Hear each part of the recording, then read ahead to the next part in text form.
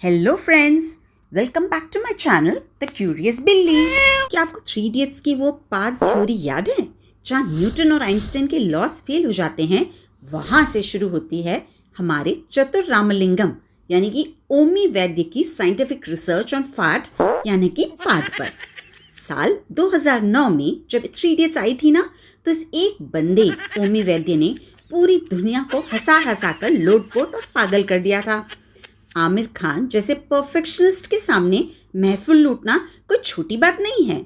ये ओमी वैद्य यानी कि चतुर का थ्री इडियट्स में इतना आइकॉनिक और फनी स्पीच था ना कि अभी भी जब मैं कभी लो फील करती हूँ तो ये थ्री इडियट्स का ये वाला सीन लगाकर खूब हंस लेती हूँ। लेकिन असली सवाल ये है कि चतुर यानी कि साइलेंसर अब इतने साइलेंट क्यों हो गए हैं? जो बंदा 200 करोड़ क्लब की पहली फिल्म का सुपरस्टार था, आज वो बॉलीवुड की पार्टीज में फ्री के समोसे खाते हुए भी नहीं दिखता। क्या बॉलीवुड ने उसे गायब कर दिया या फिर उसने खुद ऑल्ट कंट्रोल डिलीट दबा दिया? चलिए आज ओमी वैद्य की कहानी का पोस्टमार्टम करते हैं। ओमी वैद्य कोई ऐसे वैसे स्ट्रगलर नहीं थे।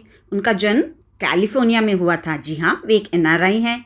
ओमी ने एक्टिंग की तालीम न्यूयॉर्क यूनिवर्सिटी से ली थी। वे एक मराठी परिवार से बिलोंग करते थे एंड यूएस में ही पले बड़े थे, तो उनकी हिंदी काफ़ी कच्ची थी। और यहाँ एक फन फैक्ट बताती चलूँ कि बॉलीवुड आने से पहले ओमी हॉलीवुड के कल्ट शो द ऑफिस में नजर आए थे। जी हाँ, सादिक का वो छोटा सा रोल याद है आपको? वो ओमी ने ही प्ले किया था। पर किस्मत को तो इंडिया में चमत्कार करना था। उनकी मम्मी ने कहा, बेटा इंडिया जा, वहाँ राजू हिरानी नाम का कोई बड़ा डायरेक्टर है जो ऑडिशन ले रहा है। और ओमी अपना बोरिया बिस्तरा बांधकर मुंबई आ गए। अब आता है सबसे मज़ेदार किस्सा। ऑडिशन में ओमी को शर्मन जोशी के सीरियस डायलॉग दिए गए थे बोलने के लिए। ओमी ने मुंह खोला और जो फिर टूटी फूटी हिंदी निकली उसे सुनकर राजू हिरानी को लगा कि ये बंदा तो कुदरत का करिश्मा है। हिरानी जी को एक ऐसा एक्टर चाहिए था जिसकी हिंदी मैकेनिकल और अजीब सी हो, और ओमी इस पर बिल्कुल फिट बैठते थे। एक्चुअली जब ऑडिशंस लिए जा रहे थे ना, तब चतुर रामलिंगम के डायलॉग्स लिखे ही नहीं गए थे। इसलिए राजू हिरानी ने ओमी को लगे रहो मुन्ना भाई के मोनोलॉग पढ़ने को दे दिए। क्योंकि ओमी बिल्कुल हिंदी नहीं जानते थे और नहीं समझते थे, तो उनके डायलॉग्स और एक्सप्रेशंस बिल्कुल मेल नहीं खा रहे थे। And it was at this point कि राजू समझ गए कि उन्हें उनका चतुर मिल गया। ओमी को सख्त वार्निंग दी गई थी कि खबरदार जो हिंदी सीखी। ओमी को अपनी खराब हिंदी बरकरार रखनी थी। और हाँ, इस रोल के लिए ओमी ने करीब 5 से 6 किलो वजन भी बढ़ाया ताकि वे पूरी तरीके से एक पड़ाकू कीड़ा लगें। अब सुनिए वो किस्सा जो ओमी ने हाल ही में एक इंटरव्यू में रिवील किया। शूट का पहला दिन था या दूसरा दिन रहा होगा और ओमी काफ़ी सीरियस और नर्वस थे। राजू हिरानी उनके पास आए और बोले, ओमी एक कॉमेडी सीन है, तुम्हें ये पहनना है। और भाई साहब, राजू हिरानी ने उन्हें क्या थमाया? एक गोल्डन शाइनी थॉन्ग। जी हाँ, वही पतली वाली अंडरवेयर।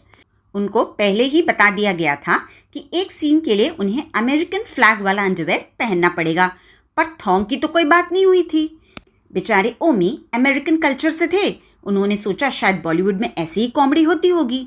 वो काफ़ी देर तक उस सुनहरी थॉन्ग को हाथ में लेकर सोचते रहे और फिर धीरे से राजू सर के पास जाकर बोले, सर मुझे नहीं लगता कि ये सही है, क्या मुझे वाकई ये पहनना होगा? जैसे ही ओमी उसे पहनने के लिए तैयार हुए, पूरी यूनिट हंसने लगी। राजू हिरानी ने उनके साथ ज़बरदस्त प्रैंक किया था। ओमी कहते हैं कि वो अपने रोल के लिए इतने ज़्यादा डेडिकेटेड थे कि अगर राजू सर मना नहीं करते तो वे वाकई उसे पहनकर कमरे से बाहर निकल आते। दिसंबर 2009 में थ्री इडियट्स फिल्म रिलीज़ हुई। प्रीमियर पर ओमी को कोई नहीं पहचानता था, लेकिन फिल्म ख़त्म होते ही लोगों ने उन्हें ऐसा घेरा जैसे फ्री का आईफोन बट रहा हो। रातों रात ओमी इंटरनेट सेंसेशन बन गए। लेकिन फिर शुरू हुआ बॉलीवुड का असली खेल, द स्टीरियोटाइप ट्रैप। बॉलीवुड में दिक्कत यह है कि अगर आपने एक बार अच्छा समोसा बना लिया तो इंडस्ट्री आपसे ज़िंदगी भर सिर्फ समोसे ही तलवाती रहेगी। ओमी को हर फिल्म में वही मजाकिया चतुर वाला रोल मिलने लगा। दिल तो बच्चा है जी, देसी बॉयज़, जोड़ी ब्रेकर्स, हर जगह वो सिर्फ एक साइडकिक बनकर रह गए। ओमी ने एक इंटरव्यू में बड़े पते की बात कही थी। उन्हें समझ आ गया था कि यहाँ टैलेंट से ज़्यादा पीआर और 6 पैक एब्स की वैल्यू है। और हमारे चतुर भाई को सिर्फ जोकर बनकर नहीं रहना था, उन्हें करनी थी अच्छी प्रॉपर सीरियस एक्टिंग। तो क्या ओमी हार मानकर घर बैठ गए? बिल्कुल नहीं। उन्होंने अपनी एक्टिंग और डिग्निटी बचाने के लिए वापस अमेरिका का रुख किया। वहाँ उन्होंने brown nation and metro park जैसे बेहतरीन शोज किए, जहाँ उन्हें एक कॉमेडियन नहीं बल्कि एक एक्टर के तौर पर देखा गया। और सबसे बड़ी खबर, जनवरी 2024 में ओमी ने अपनी पहली मराठी फिल्म डायरेक्ट की, आईच्या गावात मराठी बोल। इसमें उन्होंने खुद लीड रोल निभाया, डायरेक्ट किया और को-राइट भी किया।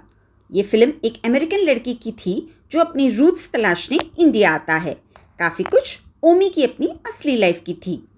तो दोस्तों, ओमी वैद्य बॉलीवुड से गायब नहीं हुए, बल्कि उन्होंने उस सिस्टम से खुद को आज़ाद कर लिया जो उनकी वर्सटैलिटी को पहचान नहीं पा रही थी। आज वो अपनी फैमिली के साथ खुश हैं और अपनी शर्तों पर काम कर रहे हैं। वो आज भी हमारे दिलों में चतुर बनकर जिंदा हैं और शायद यही एक कलाकार की असली जीत होती है। क्या आपको लगता है कि बॉलीवुड ने ओमी वैद्य जैसे टैलेंटेड एक्टर को वेस्ट कर दिया, या उन्हें फिर से बड़ी फिल्मों में कमबैक करना चाहिए? कमेंट में हमें ज़रूर बताएं और ऐसी ही वीडियोस के लिए सब्सक्राइब ज़रूर करें।